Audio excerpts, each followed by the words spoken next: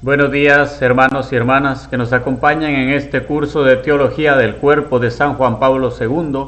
Seguimos en el cuarto ciclo Sacramento del Matrimonio.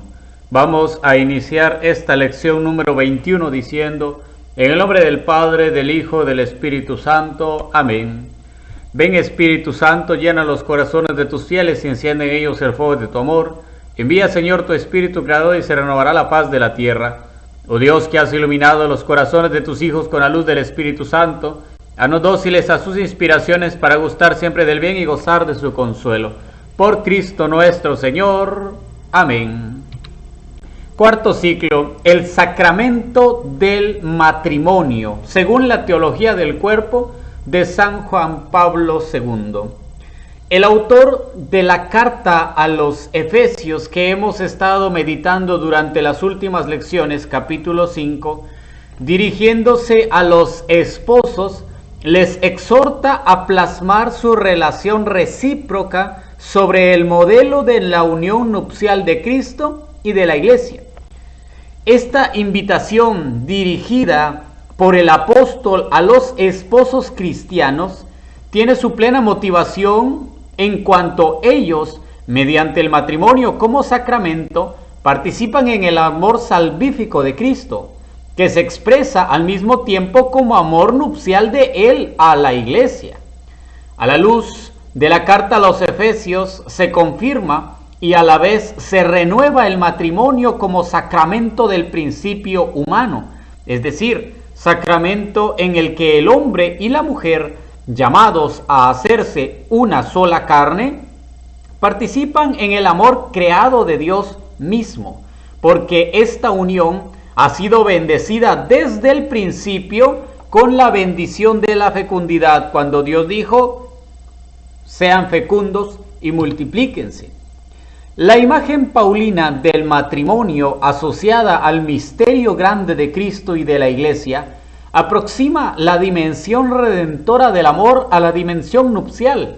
En cierto sentido, une estas dos dimensiones en una sola. Cristo se ha convertido en esposo de la Iglesia, ha desposado a la Iglesia como su esposa porque se entregó por ella, dice Efesios 5:25. Por medio del matrimonio como sacramento, estas dos dimensiones del amor, la nupcial y la redentora, juntamente con la gracia del sacramento, penetran en la vida de los esposos. Esto es importante con relación al matrimonio, a la vocación cristiana de los maridos y de las mujeres. El texto de la carta a los Efesios en el capítulo 5 del 21 al 33, que hemos leído lecciones pasadas, se dirige directamente a ellos, a los esposos, y les habla sobre todo a los esposos, marido y mujer. Ese texto se dirige a ellos y está constituido según la imagen del matrimonio, que por medio de la analogía explica la unión de Cristo con la Iglesia, unión en el amor redentor y nupcial, y al mismo tiempo, precisamente este amor como expresión es viva y vivificante del misterio de la redención. El hombre, que desde el principio es varón y mujer, debe buscar el sentido de su existencia y el sentido de su humanidad, llegando hasta el misterio de la creación a través de la realidad de la redención. La unión de Cristo con la Iglesia nos permite entender de qué modo el significado nupcial del cuerpo se completa con el significado redentor, y esto en los diversos caminos de la vida y en las distintas situaciones. No solo en el matrimonio o en la continencia por el reino de los cielos, que llamamos virginidad o celibato en el tercer ciclo, sino que también, por ejemplo, en el multiforme sufrimiento humano, más aún en el mismo nacimiento como en la misma muerte del hombre. Ambos, hombre y mujer, administran el sacramento.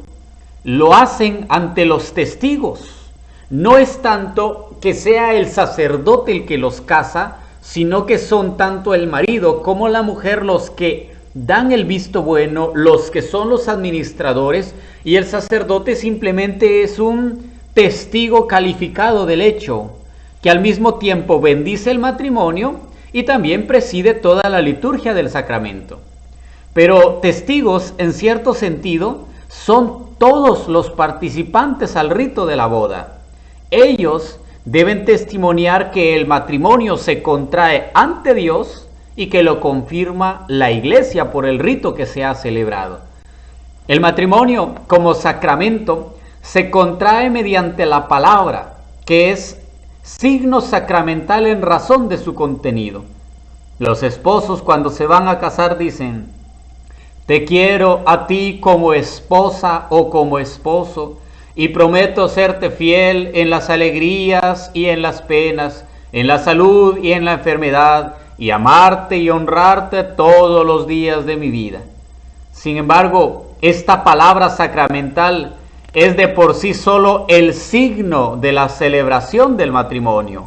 Y la celebración del matrimonio se distingue de su consumación hasta el punto de que sin esa consumación de la unión del cuerpo con la mujer hasta formar una sola carne y un solo espíritu, el matrimonio no está todavía constituido en su plena realidad. En efecto, las palabras mismas te quiero a ti como esposa o esposo se refieren no solo a una realidad determinada. Esta realidad, por lo demás, viene definida desde el principio por institución del Creador. Por eso, dice Génesis 2:24, dejará el hombre a su padre y a su madre y se unirá a su mujer y vendrán a ser los dos una sola carne. Así pues, de las palabras con las que el hombre y la mujer expresan su disponibilidad a llegar a ser una sola carne, según la eterna verdad establecida en el misterio de la creación, pasamos a la realidad que corresponde a estas palabras. Puesto que el sacramento es el signo mediante el cual se expresa y al mismo tiempo se actúa la realidad salvífica de la Iglesia y de la alianza. Hay que considerarlo ahora entonces bajo el aspecto del signo, no simplemente como un rito, como un acontecimiento, como algo común, sino como un signo que viene de Dios, que es de Dios y que va hacia Dios. El matrimonio como sacramento de la Iglesia se contrae mediante las palabras de los ministros, es decir, de los propios esposos, palabras que significan e indican en el orden intencional lo que ambos han decidido ser de ahora en adelante, el uno para el otro y el uno con el otro. Por consiguiente, el signo del sacramento del matrimonio se constituye mediante las palabras de los nuevos esposos, en cuanto que a ellas corresponde la realidad que ellas mismas constituyen. Las palabras que ellos pronuncian no constituirán de por sí el signo sacramental del matrimonio, si no correspondiesen a ellas la subjetividad humana del novio y de la novia, y al mismo tiempo la conciencia del cuerpo ligada a la masculinidad y a la femineidad del esposo y de la esposa. El signo del sacramento del matrimonio se constituye por el hecho de que las palabras pronunciadas por los nuevos esposos adquieren el mismo lenguaje del cuerpo que al principio, y en todo caso le dan una expresión concreta e irrepetible. Las palabras yo te quiero a ti como esposa o como esposo llevan en sí precisamente ese perenne y cada vez único e irrepetible lenguaje del cuerpo, y al mismo tiempo lo colocan en el contexto de la comunión de las personas. Las personas, hombre y mujer, se convierten de por sí en un don recíproco, llegan a ser ese don en su masculinidad y femineidad, descubriendo el significado esponsalicio del cuerpo y refiriéndolo recíprocamente a sí mismo de modo irreversible para toda la vida. Ahí, el sacramento del matrimonio como signo permite comprender las palabras de los nuevos esposos, palabras que confieren un aspecto nuevo a su vida en la dimensión estrictamente personal e interpersonal. Forman un signo irrepetible, que tiene también un significado de cara al futuro cuando ellos dicen todos los días de mi vida, es decir, hasta la muerte. Al formular la cuestión en categorías sociojurídicas, se puede decir que entre los nuevos esposos se ha estipulado un pacto conyugal de contenido bien determinado, Sin embargo, desde el punto de vista de la teología del sacramento, la clave para comprender el matrimonio sigue siendo la realidad del signo con el que el matrimonio se constituye sobre el fundamento de la alianza del hombre con Dios en Cristo y en la Iglesia. El hombre y la mujer, como cónyuges, llevan este signo toda la vida y siguen siendo ese signo hasta la muerte, hasta que la muerte los separe, como diría el propio sacramento. Los textos de los profetas también tienen gran importancia para comprender el matrimonio como alianza de personas, y en particular para comprender la alianza sacramental del hombre y de la mujer en la dimensión del signo. El lenguaje del cuerpo entra en la estructura integral del signo sacramental, cuyo principal sujeto es el hombre varón y mujer. Las palabras del consentimiento conyugal constituyen este signo porque en ellas haya expresión el significado nupcial del cuerpo en su masculinidad y feminidad. Este significado se expresa sobre todo por las palabras: yo te recibo a ti como esposa o como esposo. Efectivamente, el cuerpo dice la verdad por medio del amor, la fidelidad, la honestidad conyugal, así como también la no verdad, o sea, la falsedad, se expresa por medio de todo lo que es negación del amor, de la fidelidad o de la honestidad conyugal. Los esposos proclaman precisamente este lenguaje del cuerpo, releído en la verdad como contenido y principio de su nueva vida en Cristo y en la Iglesia. Todo esto se refiere a los nuevos esposos que, como ministros del sacramento del matrimonio, instituyen con las palabras del consentimiento conyugal el signo visible, proclamando el lenguaje del cuerpo, releído en la verdad como contenido y principio de su nueva vida en Cristo y en la Iglesia.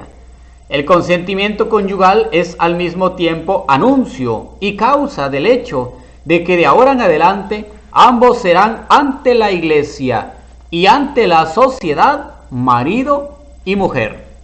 En las palabras que ellos pronuncian están incluidos el propósito, la decisión y la opción. Los dos esposos deciden actuar en conformidad con el lenguaje del cuerpo, releído en la verdad. Si el hombre, varón y mujer, es el autor de ese lenguaje, lo es sobre todo en cuanto quiere conferir y efectivamente confiere a su comportamiento y a sus acciones el significado conforme a la elocuencia releída de la verdad de la masculinidad y de la feminidad en la relación conyugal de los esposos, que debe de ser recíproca por sobre todas las cosas. Es obvio que el cuerpo como tal no habla, sino que habla el hombre, releyendo lo que exige ser expresado, precisamente basándose en el cuerpo, en la masculinidad o feminidad del sujeto personal. En este sentido, el hombre, varón o mujer, no solo habla con el lenguaje del cuerpo, sino que en cierto sentido permite al cuerpo hablar por él y de parte de él. Los nuevos esposos son conscientes de esto cuando al contraer matrimonio realizan un signo visible. Los cuerpos de los esposos hablarán por ellos y de parte de ellos a cada uno de ellos. Hablarán en el nombre y con la autoridad de la persona, de cada una de las personas, entablando el diálogo conyugal propio de su vocación y basando en el lenguaje del cuerpo. Los cónyuges están llamados a construir su vida y su convivencia como comunión de personas sobre la base de ese lenguaje. A través del matrimonio como sacramento de la Iglesia, el hombre y la mujer están llamados de modo explícito a dar el testimonio del amor nupcial y procreador, testimonio digno de verdaderos profetas. En esto consiste el significado justo y la grandeza del consentimiento matrimonial en la Iglesia.